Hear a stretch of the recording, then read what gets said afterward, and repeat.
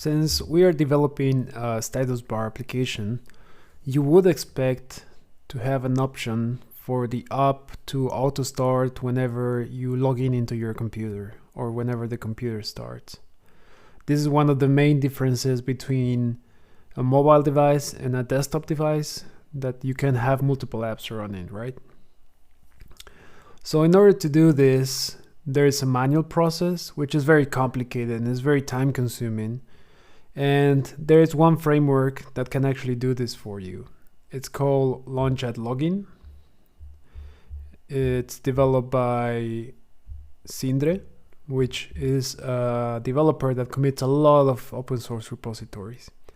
Now, the problem with this framework is that it doesn't support Cocoa Pods. And the first time that I implemented this functionality, I didn't want to mess with even more package managers because they all have their quirks. But after doing this process myself, I have to admit it's very time consuming. So if you can have something that does the heavy work for you, then that's better. So we're just gonna go ahead and do this via the Swift dependencies. So here you can see the instructions on the GitHub repo. I'm just gonna copy the address of the library, and on Xcode I'm gonna go into File, Swift Packages, Add Package Dependency. I'm gonna select my main target and I'm gonna paste the URL in here.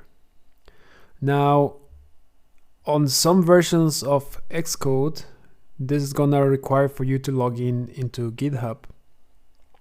And if you have two-factor authentication, that's also not gonna work, right? Because Xcode does not have access to your two-factor key. So you might want to try to use the SSH address for this package. It might work, it might not. On this version, or my version of macOS and Xcode, I don't need to do it, right? I can just use the regular HTTP address. So give it a try. So I'm gonna leave things as they are right now. And here at the next window, I'm gonna change the target because I don't want to launch a login at iOS. That brings me nothing. What I want to do is add it to the macOS target.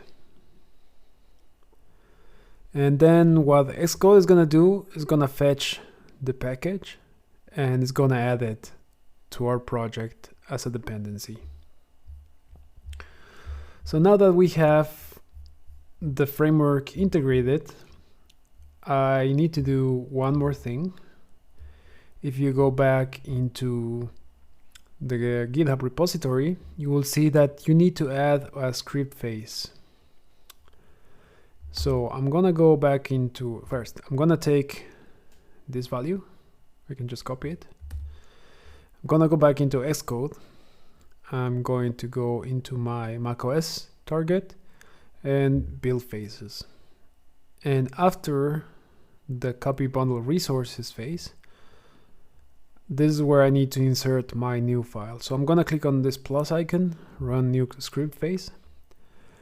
I'm gonna change the name to the Launch@Login script. And I'm just gonna drag it to make sure that it's under the copy bundle resources. Here, I am just gonna take what I got from the repository, and I don't even need to save it. Everything is taken care of. So let us just try to compile the app and see what happens.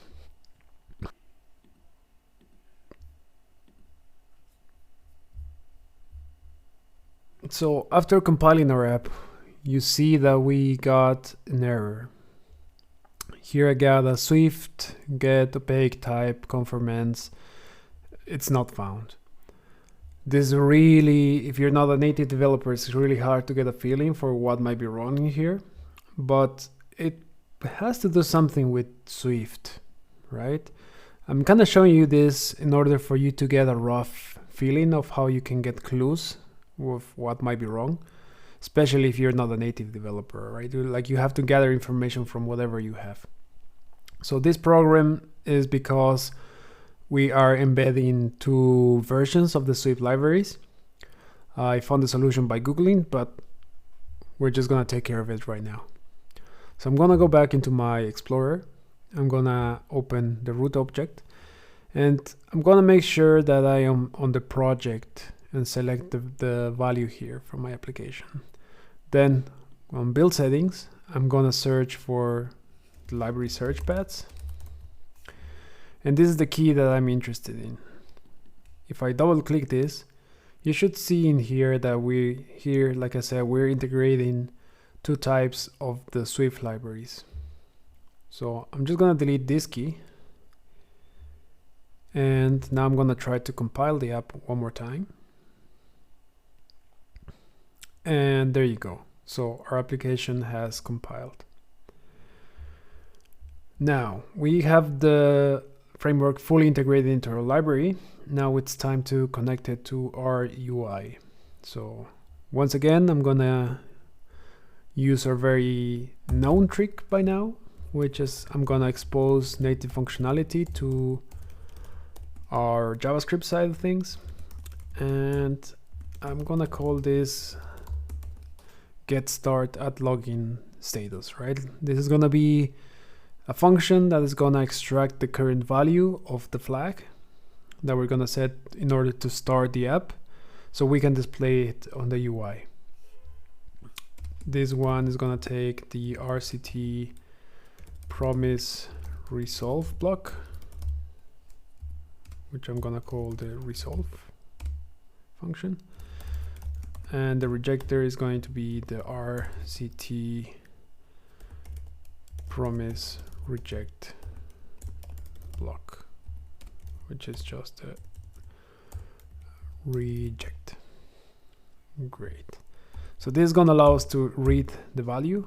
We still need to add one more to set the value.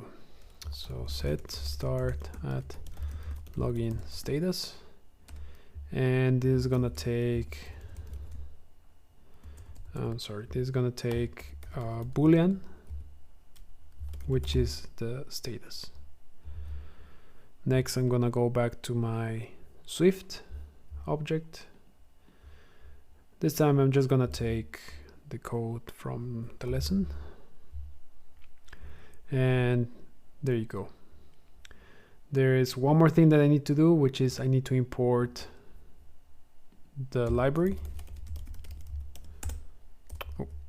Launch at login. And great. So now Xcode is not throwing any errors. Let me compile the app.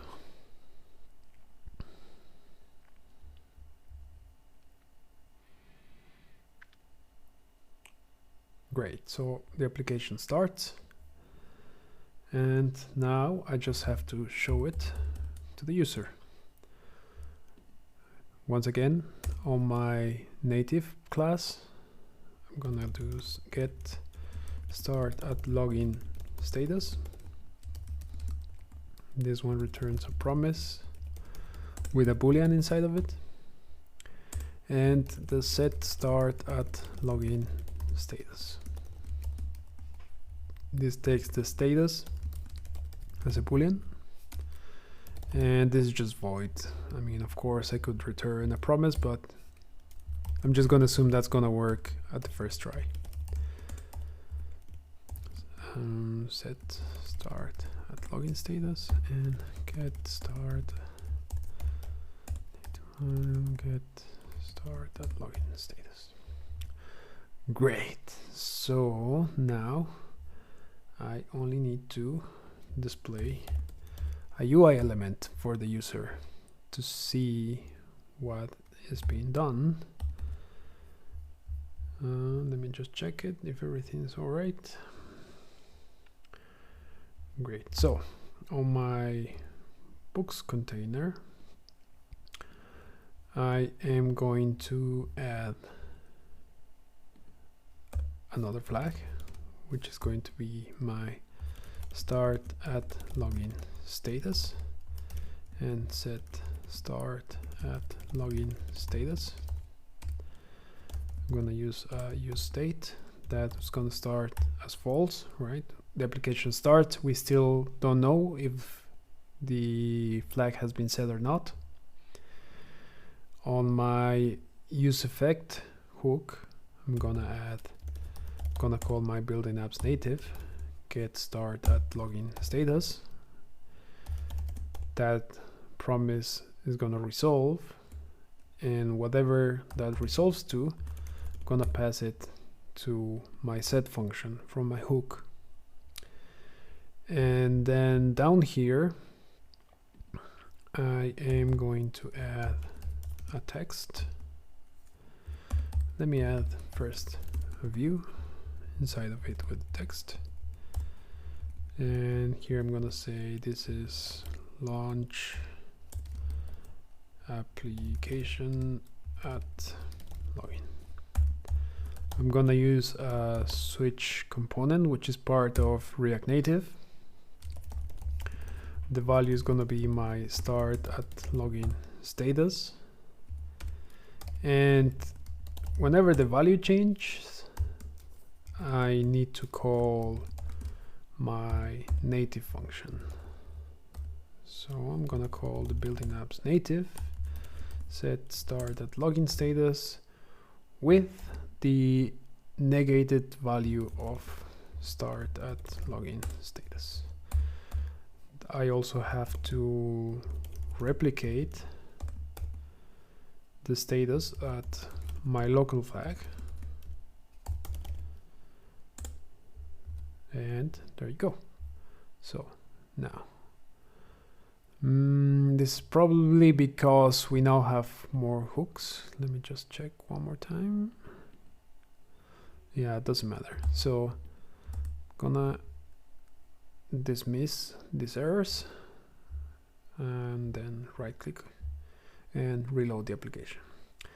Great. And here you can see now we have our launch application at login. If I set this, and let me just reload the app to make sure everything's working, then it will be working. Now I cannot show you this in action because then I would have to log in and my screen would stop recording.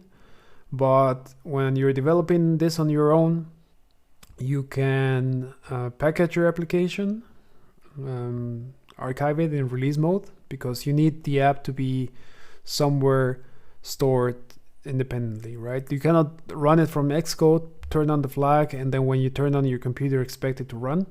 The application needs to be packaged. So just a quick tip, if you don't know how to package the application, you go into product, archive, and then it's gonna produce some options where you can export the application. Then you run it, and if you set this value to true and you restart your computer, or you can log out and log in one more time, then your application should be there when the computer starts.